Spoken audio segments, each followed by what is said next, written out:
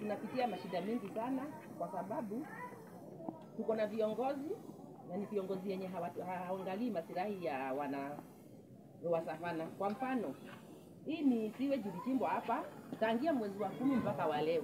Hii kitu iko hapa, tumeenda tumecomplain mpaka kwa chief.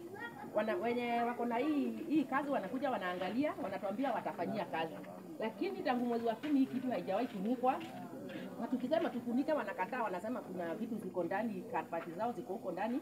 Kwa hivyo tusijaribu kufunika. Tuko na watoto wako huku, wako hapa. Hii shule iko hapa. Watoto hawawezi chezea hapa.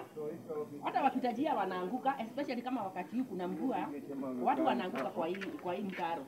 Hii ni ploti, watu wote walishahama tangu mwezi wa 10 sababu huwezi kaa na uchafu kama hii. Kama ni chakula tunapika, hatuwezi kulia hapa nje. Hata kwa nyumba saa zingine hii harufu inatupata.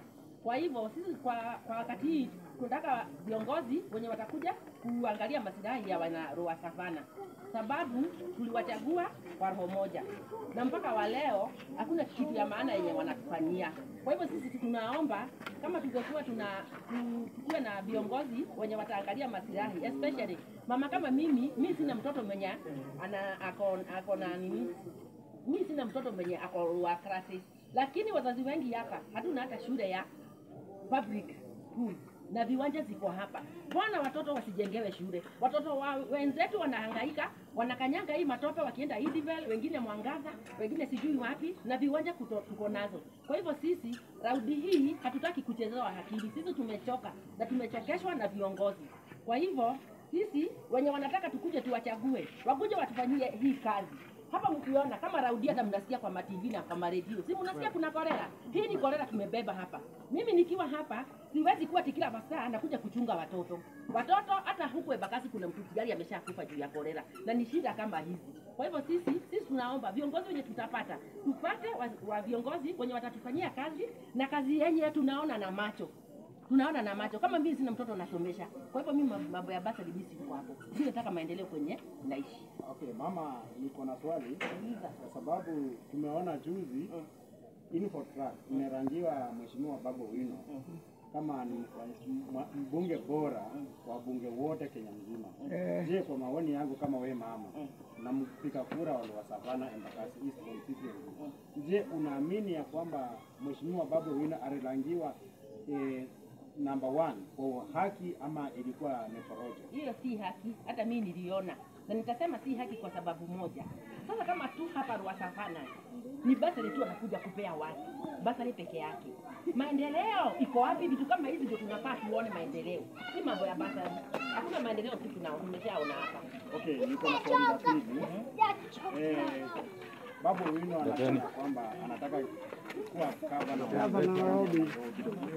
Na wewe mwenye kama mpiga kura wa Roa Savana ama wa Nairobi, je, Babu Owino akiwa kwa debe utampea kura yako ama utampea kura yako? Siwezi mpea. Kwa sababu gani huwezi mpea? Kwa sababu hakuna maendeleo tunapata. Niko na swali la mwisho. Tuko na Mheshimiwa David Odhiambo Makopa kama MCA wetu ambaye tulichagua hivi. Je, Mheshimiwa Makopa akisimama kura 2027 unaweza mpea ama yeye pia ni PR kunazo mimi? Hatuwezi mbea sababu kwanza hii kitu inasimamiwa na county. Na mimi ni mkaje hapa na sijai hata muona hata simjui sura. Sasa nitamchagua aje? Sawa ndugu zangu, ni wana Roa Savana, wana Embakasi constituency na wana Nairobi. Wewe sasa tunaangalia hizi vitu Mheshimiwa Babu Owino anatupiga kifua ya kwamba amekuwa number 1 kwa wabunge wote. Sasa wana Roa Savana especially mahali tuko wamekataa hii mambo ya Babu Owino, hawataki watampea kura. Je, mama, tuko na Sakaja kama gavana, tuko na Babu Owino pia anataka gavana, na tuko na Mheshimiwa Tim Wanyonyi. Je, kwa watu watatu wewe unaona nani ndiye anaweza kuwa the best kwa viongozi watatu mwenye anaweza kuwa gavana wa maana katika jiji la Nairobi?